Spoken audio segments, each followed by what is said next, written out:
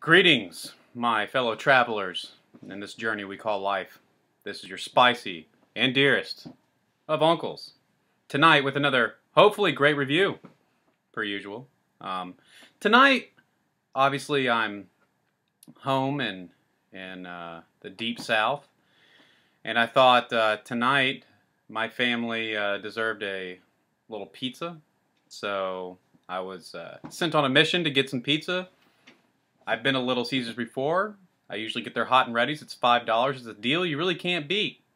Now, they have an $8 pizza called the Deep Dish Pizza. And I'm going to try that because I've never had it. So it comes in the standard flavor. Again, it costs $8. And even accounting gas, it's cheaper than, you know, delivery pizza with tip, etc., what have you. So I got it. And I got pepperoni. They cooked it fresh for me. Oh, look at this.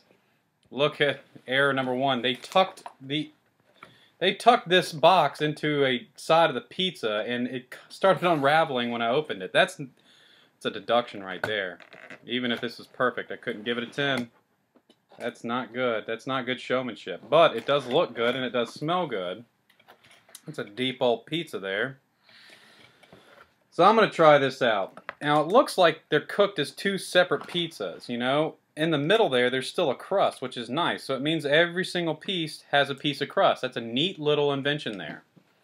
So I'm just going to get a corner here and start munching away and tell you what I think. Cheese is falling off. It's going to be messy, I think. But we'll deal with it.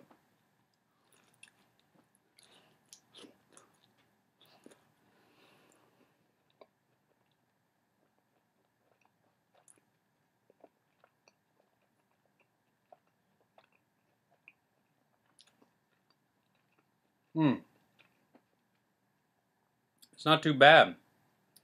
It's a really gooey crust underneath, not, you know, crust, but a gooey dough, kind of, and I guess you expect that with a deep dish pizza.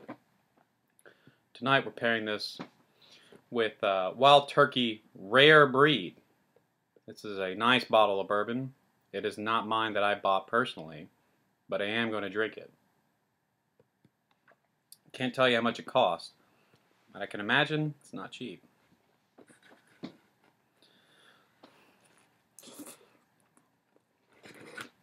You know, I like Little Caesars.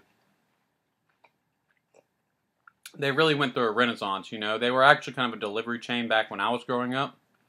And they kind of fell off the face of the earth.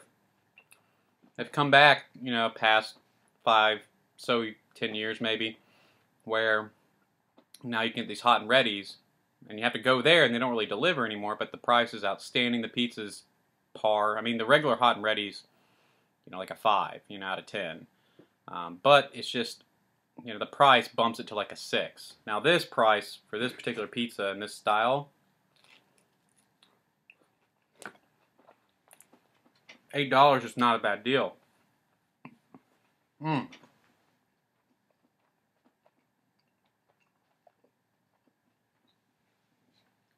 I don't know if I'm liking it more because it is fresh out of the oven. They didn't have one hot and ready, you know, even though the name says it should have been. But overall, I like this pizza. So I guess what I'm going to probably rate this, all things considering,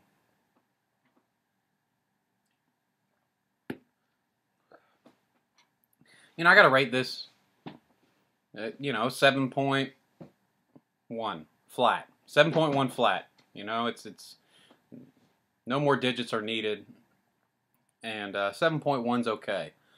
It's better than average. The price point's fantastic. It's a little bit greasy of a pizza, and I know pizza sometimes, the pepperoni quality is par.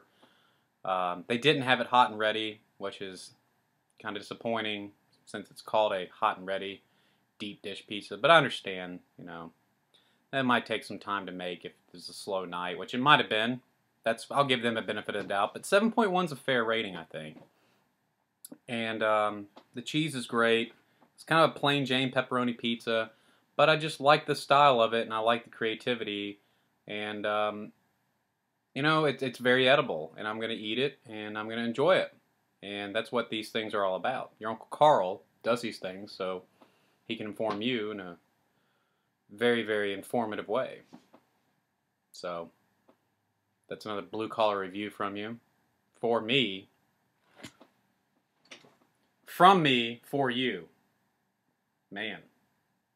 That's just disappointing. My producer's going to give me an earful about me and that particular line. Anyway, God bless. We'll see you again. And stay tuned. Take care.